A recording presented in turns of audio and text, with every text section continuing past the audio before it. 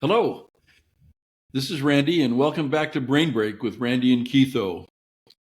I wanted to tell you this another story from my youth, probably several stories. When I was a boy, life was pretty terrific, but life has changed an awful lot. Literally, during the summertime on Saturdays or school holiday, we would get up and eat breakfast and do any chores that we had to do, and then we would go and gleefully find our friends. And the way you found friends was to see whose bikes were laying in the front yard of someone else's house. On a Saturday, we usually would stay in for an hour or so to watch the good cartoons, and then we would be off. And those adventures were amazing because we would go all over on our bikes. I don't think my parents ever had any idea how far we went on our but I I grew up in a pretty good neighborhood, I think. I'm grateful that my parents found that for us to grow up in. It was a great place. My dad was a university professor, and next door to us was a police captain, and on the other side was the guy that ran the local public television station, and one door down was a guy, I believe he was an engineer with either Raytheon or Hughes, and across the street from us was a man that ran a grocery store out on the Indian reservation. Down the street from him was a guy that was a manager at one of the big car dealerships. Next door to him was a man, I'm not sure what he did, but he sure was smart, and his son was too. But it was an interesting neighborhood. It was a great place to live and grow up. The neighbors, though, didn't put up with a lot. I don't remember any of us really getting into trouble because they didn't put up with anything. But I guess my point is that if they saw me doing something wrong, one, they would stop me and they would tell me I did something wrong, and if necessary, reprimand me, which could include clear up to, maybe having to put soap in my mouth if I said a bad word, having to pull my shorts down and get a swat in front of my friends. Life is different now. I was a substitute teacher for a few years, and parents now, and I'm not talking about every parent, but generally, parents, if you reprimand a child, you can expect to hear back from the parent defending the child, regardless of what they've done. Very rarely would I have to call and talk to a parent when they didn't automatically defend the child. And I did some long-term substitution, so I did have to talk to parents. I've had some very interesting experiences doing that. I had and it's obvious to me that it's usually the parent that, or the grandparent or the guardian that hasn't had a lot of time with the child that defends them the most because they haven't seen the whole thing of the child, the whole life that the child is living. But I've seen some scary things. When I was younger, there was no way I would have ever raised my hand or my voice to one of my teachers, ever. I would never have talked back. It just wasn't done. Now, I can't tell you how many times I've had to, basically stare down a kid. I'm talking as even in third grade, where kids are telling me, no, this is what I'm going to do. No, this is how we're going to do it. But I'm going to tell the principal on you. Well, I guess you're going to tell the principal on me then.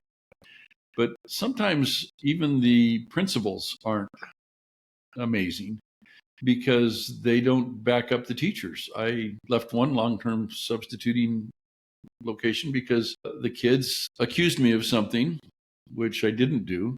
They never did discipline the children. These were fourth graders. Now, I'll give you an idea of what they did. One of them actually threatened my teacher's assistant, physically threatened her.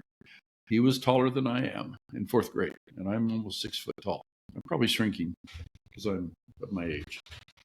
But I don't know that it's the easiest thing to do to raise a kid in today's world because we don't let them go out and play generally all day long. We don't let them run around. I mean, I had cousins that lived in the country, and when I would go see them, I mean, it was even crazier because while we may not have had bikes, it wasn't unusual. Like I had an uncle and he had a Jeep.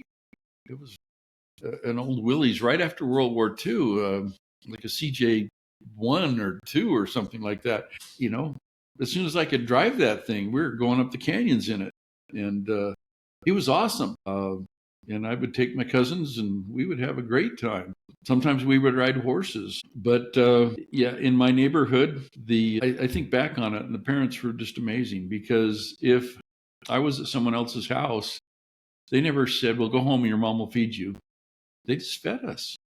Now, might have been peanut butter and jelly. It might have been a bologna sandwich, but it was food. As I think back on it, I'm just grateful that I was raised among such great people.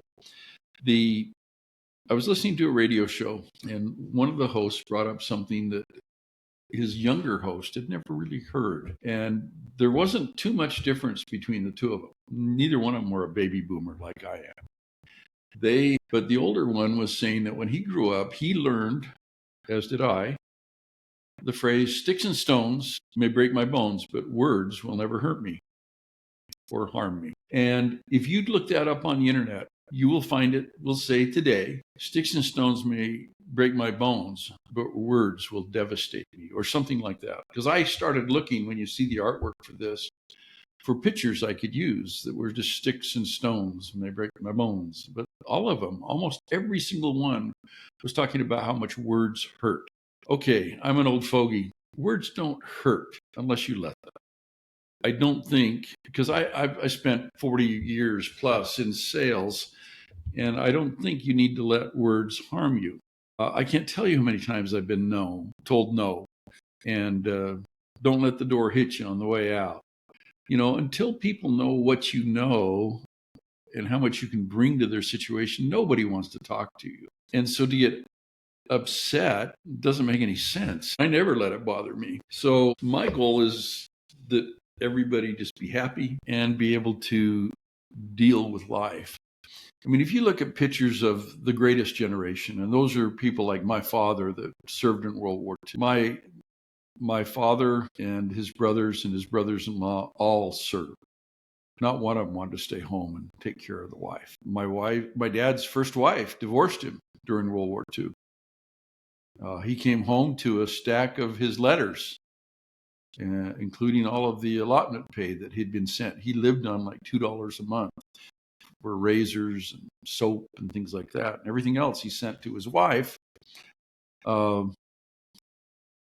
thinking that she would need the care. He didn't find out until years later, probably almost a decade later, that he had a son from that union. Her parents had talked her into divorcing my father because he wasn't going to ever amount to anything. Now, he had graduate studies, and he went on to be a consultant to the FBI. He was the most popular professor at the University of Arizona for 7 years in a row. I mean, the guy was incredible.